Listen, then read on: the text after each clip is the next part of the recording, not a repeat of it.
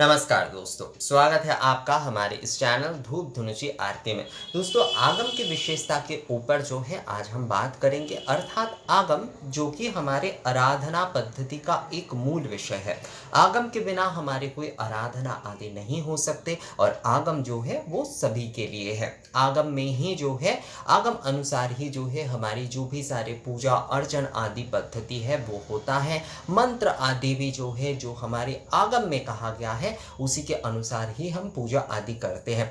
आगम के कई सारे मंत्र आदि जो है वो आपको पुराण में भी मिलेंगे, इसलिए कई समय हम सोचते हैं कि ये मंत्र जो है वो तो पुराण में भी है। तो वो जो है पुराण, जैसे कि मैं बार बार आपको कहता हूँ कि पुराण जो है वेद के ज्ञान को लेकर एक कहानी के तौर पर, और आगम यानी कि तंत्र की जो क्रिया और पूजा विधि है उन्हें सहज सरल तरीके से और भी जो है दोनों को मिलाकर, यानी कि वेद ज्ञान और तंत्र क्रिया जो है दोनों को मिलाकर जो है वो पुराण यानी कि पूर्ण होता है, इसीलिए उसे पुराण कहा जाता है। तो पुराण इसलिए कहा जाता है कि साधारण लोगों के लिए, क्योंकि तंत्र और वेद ये दोनों बहुत ही जो है सहजता से समझना, इसके लिए आपको थोड़ा गंभीर मनन चिंतन और एकाग्र होना पड़ेगा बहुत ज़्यादा। ऐसा नहीं कि पुराण पढ़ने के लिए एकाग्र होना ज़रूरी नहीं है, पर पुराण में कई सारे विषय बहुत सहजता से कहानी के तौर पर बताए जाते, तो वो आप बहुत सरलता से जो है वो समझ सकते हैं। तो पुराण में इसीलिए जो है ज़्यादातर लोगों का ज़्यादातर लोग पुराण के प्रति ज़्यादा झुकते हैं, तंत्र वेद आदि से ज़्यादा जो है, इसका कारण यही है। आगम का अर्थ जो होता है, वैसे तो आगम को सहज तरीके से अगर कहें तो तंत्र को आगम कहा जाता है और वेद को निगम कहा जाता है, यानी कि आगमुक्त क्रिया जो कि तंत्र की क्रिया को आगमुक्त क्रिया कहा जाता है एक शब्द में जो है, और निगमोक्त यानी कि जो वेद के जो ज्ञान है उसे निगम कहा जाता है। पर तंत्र में कई पाठ है। तंत्र में जैसे कि आगम एक पाठ हो गया, उसके साथ साथ यामल हो एक पाठ हो गया, विशेष तंत्र जो है वो एक पाठ हो गया, उसके साथ जो भी डामर आदि दूसरे प्रकार के कई सारे विषय जो है वो जुड़ते जाते। पर मूल रूप से तंत्र में जो है अगर हम पाठ करते हैं तो वहां पर आगम यामल और विशेष तंत्र आते हैं। विशेषज्ञ जो होते हैं, जो कि तंत्र के विशेषज्ञ होते हैं, तो वो कहते हैं साधारणता यानी कि सभी के लिए जो है तंत्र की दो पाठ किए जा सकते हैं, दो भाग होते हैं, एक होता है आगम और एक होता है यामल। यानी कि ये आगम और यामल के अनुसार सभी लोग जो है तंत्र के जो ज्ञान है, उसके जो अर्चन आराधना पद्धति है उसे ले सकते, पर हाँ उसमें से कई सारे विषय ऐसे भी होते हैं जो कि गुरु निर्देश के अनुसार करने होते हैं, जानकर जो है उस विषय को जानकर। पर साधारण तौर पर जो है आगम और यामल जो है वो सभी के लिए होते हैं। अब आगम में जो है, तो आगम का तंत्र का जो है ये तीन पार्ट, उसमें से ज़्यादा इम्पोर्टेंट जो है यामल और आगम को दिए जाते हैं। अब आगम में, यानी कि आगम में दो पार्ट है, एक है आगम और एक है निगम। ये निगम जो है ये देवी उवाच होता है, अर्थात आगम में, आगम शास्त्र में तंत्र की जो आगम पाठ है, यानी कि आगम भाग है, जो तंत्र का आगम शास्त्र है, तंत्र शास्त्र का जो आगम शास्त्र है, वहां पर जहां पर शिव उवाच हो रहे हैं वहां पर उसे आगम कहा जा रहा है, और जहां पर देवी उवाच हो रहा है वहां पर उसे निगम कहा जा रहा है। इन दोनों उवाच यानी कि जहां पर भगवान शिव जो है वो वक्ता है और माता पार्वती श्रोता है, वहां पर उसे आगम कहा जा रहा है। जहां पर जो है माता पार्वती वक्ता है और भगवान शिव जो है वो श्रोता है, वहां पर उसे निगम कहा जा रहा है। ये आगम और निगम ये दोनों मिलाकर की जो है आगम शास्त्र है। ये आगम और निगम दोनों मिलाकर ही आगम शास्त्र है। ये विषय जो है थोड़ा सा समझ लीजिए दोस्तों। पहली बात जो है, तंत्र की जो विशेष भाग में जैसे कि आगम यामल विशेष तंत्र होते हैं, उसमें से ज़्यादा यानी कि साधारणता जो है, ज़्यादा इम्पोर्टेंट जो है आगम और यामल को दिए जाते हैं। अब आगम में तंत्र शास्त्र की आगम जो शास्त्र है वो आगम और निगम को लेकर बन रहा है, यानी कि यहाँ पर निगम का अर्थ जो है ये वेद से रिलेटेड नहीं है। यहाँ पर निगम का अर्थ जो है जो देवी उवाच हो रहा है। जहाँ पर शिव उवाच वो आगम हो रहा है, जहाँ पर देवी उवाच वहाँ पर जो है उसे निगम कहा जा रहा है। ये आगम और निगम कहते हैं ना, आगम निगम बखानी, ये जो है तो आगम और निगम इन दोनों को लेकर जो है आगम शास्त्र है।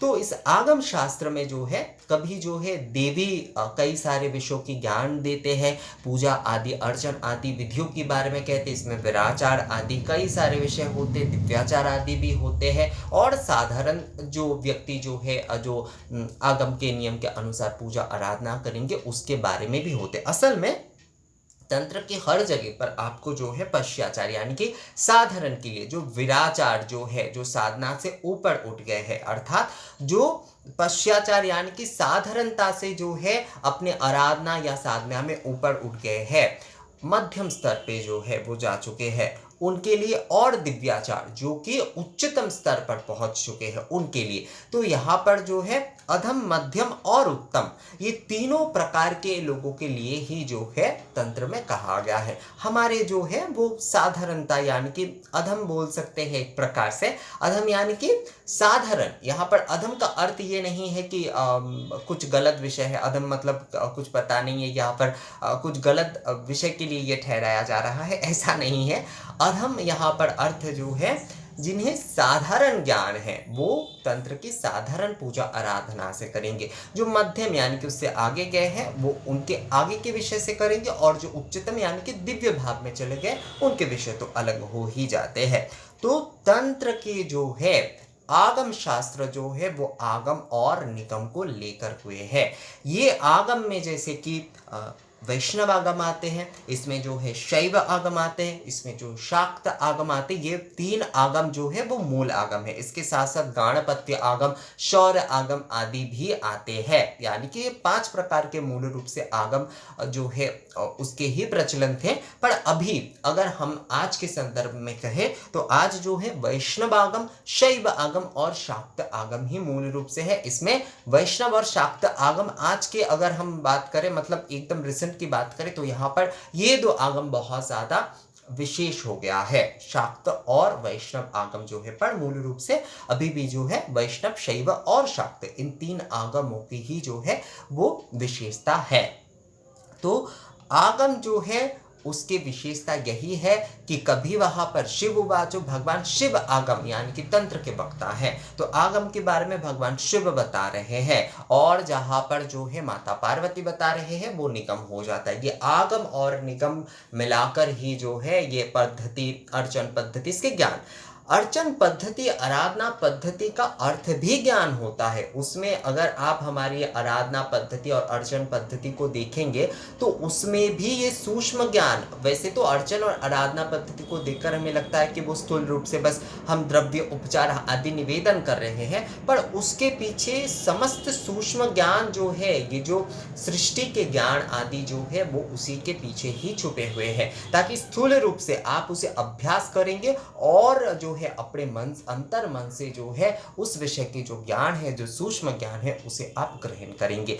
तो आगम अगर आप पढ़ते हैं, आगम शास्त्र अगर आप पढ़ते हैं, तो आगम शास्त्र में जो है ना आपको यही विषय जो है मिलेगा, जहां पर आगम और निगम यानी कि शिव उवाच और देवी उवाच जहां पर हो रहा है, वहां पर इन सूक्ष्म ज्ञान की ही संपूर्णता से व्याख्या है, और उसके साथ साथ हमारी आराधना विधि आदि है।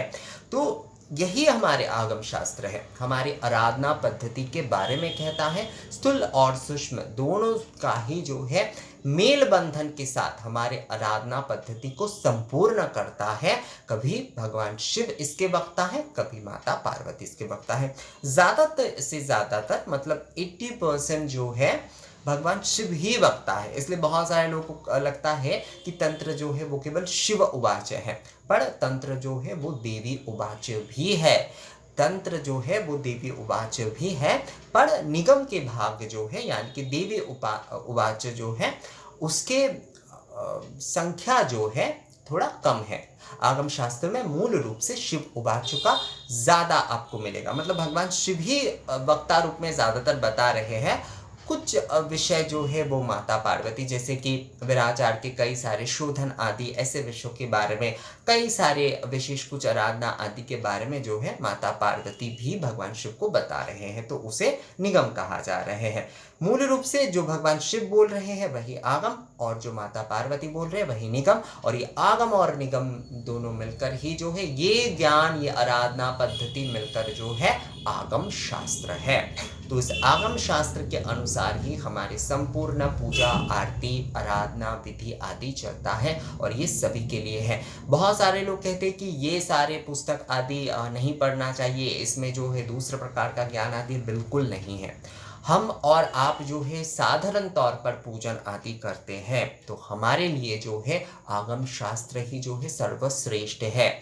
हम जो है साधारण, अगर हम उस साधारणता के यानी कि अधमता से अगर हम मध्यमता तक पहुंच पाते हैं, तो वो हमारी आराधना पद्धति, अभ्यास आदि के माध्यम से हमें करना होगा। और उसके बाद जैसे कि दिव्य भाव तक पहुंच पाते हैं, उच्चतम स्तर पर अगर पहुंच पाते, तो वो भी अभ्यास की बात है।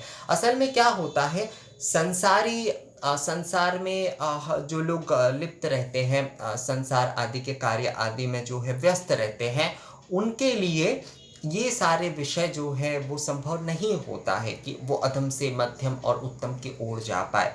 जो जा पाते हैं वो तो सच में जो है देवी कृपा धन्य है वो। तो इसलिए जो है आगम, वैष्णव आगम हो, हर पूजा, इसलिए जो है हमारे विष्णु पूजा भी जो है वो वैष्णव आगम अनुसार होते हैं, और वेद अनुसार भी जैसे यज्ञ कुछ विधान के साथ भी विष्णु पूजन होते हैं। पर जैसे पुरी के जगन्नाथ मंदिर में जो पूजन किए जाते हैं वो संपूर्ण वैष्णव आगम के अनुसार किए जाते हैं, वैष्णव तंत्र के अनुसार किए जाते हैं, शिव आगम के साथ पूजा आदि। आपको जो महाकालेश्वर मंदिर है वहाँ पर आपको शिव आगम जो है उसका बहुत विशेषता दिखेगा। वहाँ पर अभी भी जो है संपूर्णता से इस शिव आगम यानी कि शिव तंत्र के अनुसार ही पूजन आदि किए जाते हैं। ये भस्म आरती आदि ये सारे विषय जो है, भस्म आरती अभी भी जो है पंडित जी लोग नहीं करते, वहाँ के जो महंत होते हैं वही लोग करते हैं, जो सन्यासी महंत होते हैं वही बाबा के जो है भस्म श्रृंगार आदि, मतलब भस्म आरती के जो भस्म श्रृंगार होते हैं वो करते हैं। तो ये जो है वो शैव तंत्र के अनुसार होता है। और मतलब इसमें देखिए, आप महाकालेश्वर में देखिए, वहाँ पर साधारण पुरोहित भी पूजन कर रहे हैं, और जो सन्यासी है वो भी जो है बाबा के वो भस्म श्रृंगार आदि कर रहे हैं। तो यही तो हम अगर हम अपने आँख कान इन सारी चीज़ों को थोड़ा अगर खोल कर रखते हैं ना, तो ऐसे सारे कई सारे उदाहरण हमें ऐसे ही मिल जाते हैं जहाँ पर जो है इन विषयों का जो है ना मेल बंधन है कि तंत्र जो है वो सभी के लिए है, आगम जो है वो सभी के लिए है। अर्थात जो है आप जिस भाव से, आप जिस प्रकार से जो है उस विषय को ले पाते हैं, आपके जो भाव है, आप जिस अवस्था में है, मूल विषय जो है आप जिस अवस्था में, पश्चाचार यानी कि हम जो है अभी अधम अवस्था में है, तो हमें साधारण तौर पर जो है वैधि भक्ति पूजन आदि, आराधना अर्चन आदि यही हमें करना होगा। ये अभ्यास करते करते हम जो है वीर भाव यानी कि हम जो है मध्यम स्तर पर पहुंच सकते हैं। उसके बाद जो है उसके अभ्यास करते करते जो है हम दिव्य भाव तक, तो एक दिन में जो है दिव्य भाव तक नहीं पहुंचे जा सकते हैं, और कई हो सकता है कि आपको जीवन के अंतिम में जाकर शायद जो है पश्चाचार यानी कि जो इस अधम भाव के अभ्यास करते करते जो है आपको जीवन के अंतिम क्षण में जाकर जो है दूसरे विषय को प्राप्त हो। तो ऐसा नहीं है कि हम जो है कुछ दिन करेंगे इससे ही हमें मिल जाएगा या फिर इससे ही हो जाएगा, ऐसा तो नहीं होता है। इसके लिए धीरज बहुत आवश्यक होता है, अभ्यास करते करते एकाग्र हो जाना पड़ता है। आप जो है जिस भी अवस्था में, जिस भी परिस्थिति में, जैसे भी आप यह अभ्यास करेंगे उसमें आपको एकाग्र होना है, तभी आप दूसरे स्तर पर जा पाएंगे। तो हम सभी साधारणों के लिए जो है आराधना पद्धति अर्चन आदि जो है वो आगम हमें बताता है, और आगम में जो है सभी के लिए सभी विषय कहा गया है। तो आगम आराधना पद्धति है, शिव उवाच और देवी उवाच है, यानी कि आगम और निगम मिलाकर जो है आगम शास्त्र है, और इस आगम शास्त्र के माध्यम से ही हम सभी के आराधना पूजन आदि ये सब कुछ किया जाता है। तो आगम शास्त्र जो है अवश्य पाठ करिए, उसके बारे में अवश्य जानिए। पूजा आराधना पद्धति आदि को अगर आपको समझना है तो आगम शास्त्र जो है वो पढ़ना बहुत ज़रूरी है। तो आगम शास्त्र की विशेषता यही है कि आगम जो है ये आराधना और अर्चन पद्धति है, तंत्र की एक जो है विशेष भाग है, और इसमें जो है भगवान शिव और माता पार्वती दोनों ही जो है वो वक्ता है, मतलब दोनों ही वक्ता भी है और श्रोता भी है, और उनके वक्तव्यों को लेकर ही जो है मिलित रूप से ये आगम शास्त्र है, जो कि हमारे आराधना तंत्र या आराधना विधि पद्धति भी कहे जा सकते हैं। तो मुझे लगता है दोस्तों आप लोगों को समझ में आ गया है कि आगम की विशेषता असल में क्या है। अगर फिर भी आप लोगों का कोई सवाल या कन्फ्यूजन आदि है तो आप लोग मुझे कमेंट्स या मेल करके पूछ सकते हैं। तो मिलते हैं आपसे अगले वीडियो में, तब तक के लिए नमस्कार।